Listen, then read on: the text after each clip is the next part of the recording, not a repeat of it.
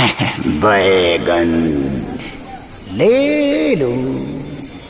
बैगन आई हो दादा, कौन चिल्लाता राक्षस खानी? ले हो बैगन ले सारे ले सो भेजे बैगन।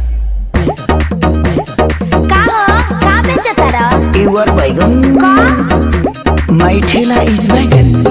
ए हो नया नया बन के आइला व्यापारी, गावे हमरा बेचता रहा तू तो तरकारी। लेवे के बदलू अनंत जो तू ना मानबा।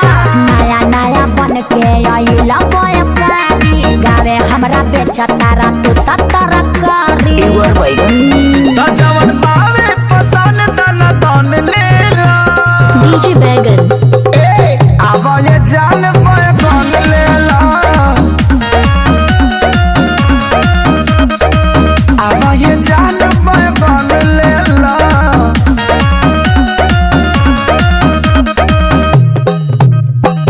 कैसे बा?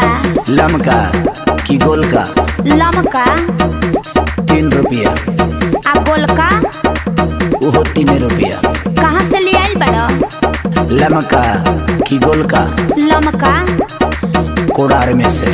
आ गोलका वो कोड़ारे में से। फायदा करी। लमका की गोलका लमका भरपूर। आ गोलका वो भरपूर। ई पाकी कैसे? लमका की गोलका लमका छेदे के परी। आ गोलका वो छेदे के परी। जब दोनों छेद ही के पड़ी तो गोलका लमका का कइले बारिस? यूर बैगन डीजे बैगन हमारा क्या पहले इस कुलिया में सरजी, एकरा क्या खैला से होला ये लरजी। तू स्कूल में जालू की सब्जी मंडी में? डीजे बैगन अरे खैला से करा के बाला होला। ए जाने साजो में बिना ना होला। पूरा ठेला बा भरल जवान ले लो। डीजे बैगन आवाज धन बैगन ले लो। हाँ आवाज जान बैगन ले लो।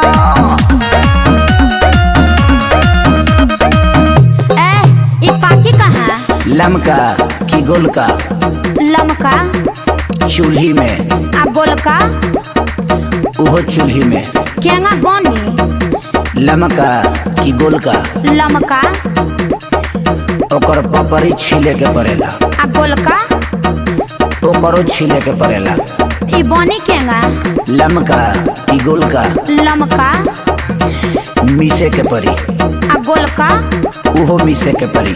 टेस्ट कैसन रही? लमका के की गोलका के लमका के सुपर। आ गोलका के ओकरो सुपर।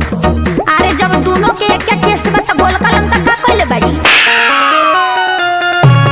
डीजे बैगन ए नाच मत बस नहीं न पहले होई जदी कुछ तहरा आवे क्या परी? डकटोरी से दबाली आवे क्या परी?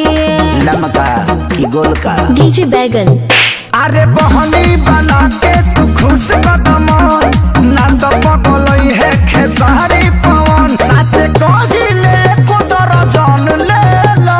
डीजे बैगन आवाज धन बैगन ले लो। आदि शक्ति है। आवाज धन बैगन ले लो। ई खाइल के ना जाई? लमका की गोलका लमका मुंह से। आ गोलका वो मुँह से। आगे मागे तो दोनों मुंह से खाई के बता का पगलइले बा। आवाज धन बैगन ले लो। डीजे बैगन हाँ आवाज जान बैगन ले लो। ना लेबू तो जाता नहीं दूसरा गाँव। डीजे बैगन डीजे बैगन डीजे बैगन डीजे बैगन